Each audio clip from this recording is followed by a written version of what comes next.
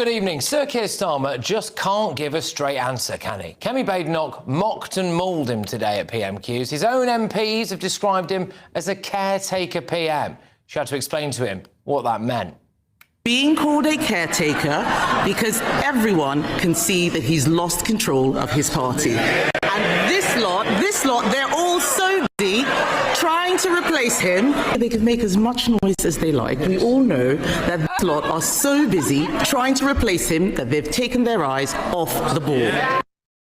Good day and welcome back to British Report. Imagine, if you will, a political landscape so bizarre, so detached from reality, that the term democracy is starting to feel like a nostalgic relic from a bygone era, much like the dial-up modem or a sense of national optimism. We are currently witnessing a transformation in the heart of Westminster that would make even the most seasoned autocrat blush with envy. Sir Keir Starmer, a man who once built his entire persona on the bedrock of the rule of law, is now effectively conducting a masterclass in how to dismantle a democratic system while maintaining the poker face of a High Court judge. Behind the thin veneer of stability and forensic governance lies a chilling socialist belief that the state, and only the state, knows what is best for you, the unwashed masses. It is a world where the public cannot be trusted to make decisions, and where elections are not an opportunity for accountability, but a nuisance to be managed, delayed, or simply deleted. We are no longer just dealing with a standard socialist government. We are watching the rise of a banana republic aesthetic in a cold, grey North London suit. Quick favour, if you are loving this fast-paced, sharp-edged look into the chaos currently tearing through Westminster, hit that subscribe button and click the notifications bell icon. Over 92% of viewers haven't yet. It is free, takes a second and means the world to us. Thanks, if you did. Now back to the show, because the democratic outrage unfolding this week is enough to make your tea turn cold. Let us start with the absolute bombshell that has left political commentators and constitutional experts gasping for air. Last week, in a move that can only be described as a surgical strike on the ballot box, Sir Keir Starmer announced the planned cancellation of local elections next year in 63 different areas. 63. Even the Electoral Commission, an organisation not exactly known for its fiery rhetoric, has branded this move as unprecedented. 3. To put this into context, these delays come on top of the 4 mayoral contests that have already been pushed back until May 2028. It is as if the Prime Minister looked at the polling data, saw the electoral equivalent of a Category 5 hurricane heading for the Labour Party, and decided that the best way to survive the storm was to simply ban the weather from happening. As the legendary psephologist Professor Sir John Curtis succinctly put it, Labour is in deep electoral trouble. Starmer knows that if these elections were to go ahead, the results would look less like a vote and more like a forensic crime scene, with Labour seats being wiped out across the country. But instead of listening to the public, or perhaps adjusting the policies that are making people so miserable, he has decided to take the path of a tin pot dictator. If you are a Conservative councillor currently nodding along with this democratic heist, you should have the whip withdrawn immediately. A belief in the fundamental right of the people to choose their representatives is not a suggestion, it is the core of being a Tory. Starmer is treating the UK like his own personal fiefdom, where the peasants are only allowed to vote when he is certain they will pick the correct answer. It is a level of arrogance that would be impressive if it weren't so incredibly dangerous to our national stability. And the authoritarianism does not stop at the ballot box. While he is busy cancelling elections, the Prime Minister has also sneaked out a last-minute announcement to cancel the daily afternoon briefing for journalists. 5. For decades, these briefings have been a cornerstone of democratic accountability, a chance for the free press to actually hold the government to account on a daily basis. By removing this scrutiny, Starmer is essentially building a soundproof wall around number 10. 6. The Society of Editors has slammed the move, and quite rightly so. 7. Dictators, by their very nature, loathe the idea of a free press that asks awkward questions, or points out the glaring inconsistencies in the official narrative. They want only their own peddled propaganda to reach the ears of the public.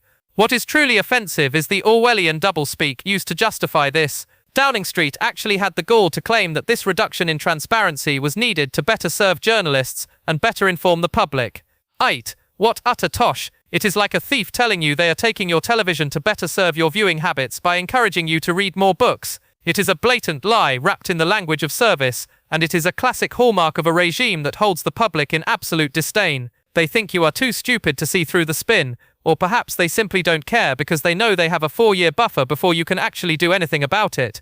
This culture of mendacity is not just confined to the Prime Minister, it has infected the entire cabinet like a seasonal flu. Whether it is Angela Rayner and the messy, protracted row over her stamp duty on that Hove flat, Or Rachel Reeves and her curiously expanding curriculum vitae and home rental license issues. The truth has become a very flexible concept in this government. Lies seem to roll off their lips with the practiced ease of a career criminal. Remember Comical Ali, Saddam Hussein's infamous henchman, who stood in front of the cameras telling the Iraqi public they were winning the war even as American tanks were literally visible in the background. That is the energy we are getting from the Treasury and the Home Office right now. Starmer actually has the audacity to tell the British public that Labour hasn't broken their manifesto promise not to increase taxes on working people, while the tax burden is reaching heights not seen since the aftermath of the Second World War. They think that if they say the lie often enough and with enough forensic authority, you will simply swallow it whole. This disdain for the public's intelligence is perhaps most visible in the government's plan to abolish jury trials for certain offences.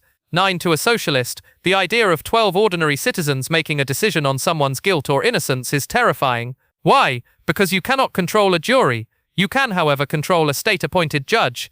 The excuse being used to justify this erosion of a fundamental British right is the backlog of cases. 10. It is a convenient lie used to hide a much darker motive, the desire to centralise power and remove the unpredictable human element from the justice system. Starmer makes a lot of noise about being a lawyer, but his government is rapidly becoming a law unto itself. Clinging to power and maintaining a narrative have become their only guiding principles. I would bet my last pound that the Prime Minister is currently in a dark room with his advisors trying to work out how he can delay the next general election. All for our own good, of course. It is just that we don't understand the benefits of his enlightened rule yet.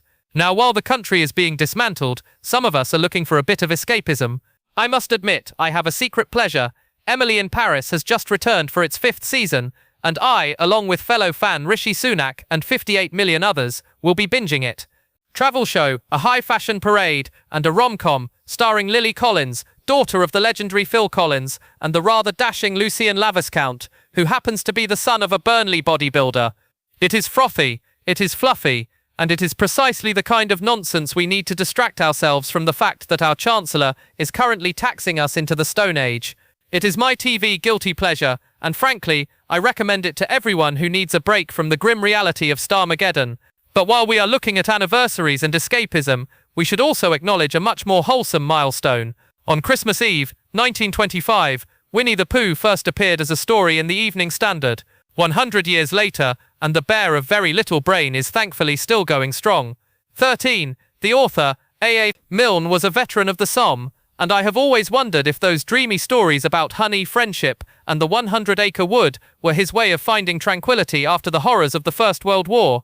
Let us hope that the simplicity of Piglet, Eeyore, and Pooh manages to captivate audiences for another century, providing a sharp contrast to the complex, cynical world of modern politics. Back to the grim reality, however, because the tax-raising budgets of Rachel from accounts are already having a devastating effect. The latest high-profile figure to throw in the towel and quit the UK is none other than the Gypsy King himself, Tyson Fury. The boxer and his family are reportedly heading for the Isle of Man, where the tax rate is almost half that of the UK, 21% compared to the 40% higher rate here. 15. Reeves and her colleagues love to play down the number of wealthy people leaving the country, but Tyson Fury is just one of the 252,000 Britons who have quit the UK this year alone. When you tax the wealth creators, the job creators, and the high earners until they bleed, they don't stay and say thank you, they leave. It is a simple economic reality that this government seems determined to ignore. How many people have to leave before they realise that these tax hikes are not just unfair, they are counterproductive? The rot goes even deeper when you look at the integrity, or lack thereof, in the appointments process. What is it about Labour grandees that makes them feel the need to mislead the public about their qualifications? First we had Rachel Reeves and her CV embellishments. Then we had Chief Whip Jonathan Reynolds, who seems to have a very loose definition of the word solicitor. And now we have Dame Anne Lim, a significant donor to the Labour Party, who has been nominated for a peerage by Starmer this month. 16. It appears that Dame Anne is not actually a doctor despite her CV and various official documents suggesting otherwise. 16. She has admitted to incorrectly claiming she had a PhD, citing honorary degrees as her justification. 18. It is a pattern of behaviour. Maybe deep down they know they are completely out of their depth and feel the need to invent academic armour to protect themselves from scrutiny. It is pathetic, it is dishonest, and it is entirely typical of this administration. Perhaps the most sickening aspect of this first year of Starmer's rule is the government's refusal to tackle real, visceral crime while focusing on politically correct vanity projects. The year started with the horrific exposure of the government's failure to protect young white girls from being raped by grooming gangs. These are cases of systematic, organized abuse that have torn communities apart. And how has the government ended the year? By announcing that white schoolboys will be forced to take misogyny classes in a bid to halve violence against women in the next decade. It is the classic Labour playbook. Ignore the major, difficult issue of rape gangs because it doesn't fit the progressive narrative, and instead divert attention by announcing a pointless, expensive and spurious programme that targets children who have done nothing wrong. The £1 billion cost of this education programme should have gone directly to funding the rape gang inquiry that was promised at the start of the year. Instead, that inquiry is being kicked into the long grass while our taxes are used to lecture 10-year-olds on toxic masculinity. It is a moral failure of the highest order. They would rather spend £1 billion on a PC lecture than spend a penny on bringing actual rapists to justice. In summary, we are living under a government that is more interested in its own survival than in the safety or prosperity of its citizens. They are cancelling elections, silencing the press, lying about their qualifications, and taxing the productive members of society until they flee to the Isle of Man. Sir Keir Starmer's Britain is starting to look less like a modern democracy and more like a cautionary tale from an Orwellian novel. The Red Queen and her colleagues are playing a high-stakes game with our future, and they are doing it with a level of mendacity that would make a used car salesman blush. We are watching the slow-motion destruction of the British political system, one cancelled briefing and one fictitious PhD at a time. It is a grim spectacle, but one that we must continue to call out. Thank you so much for watching.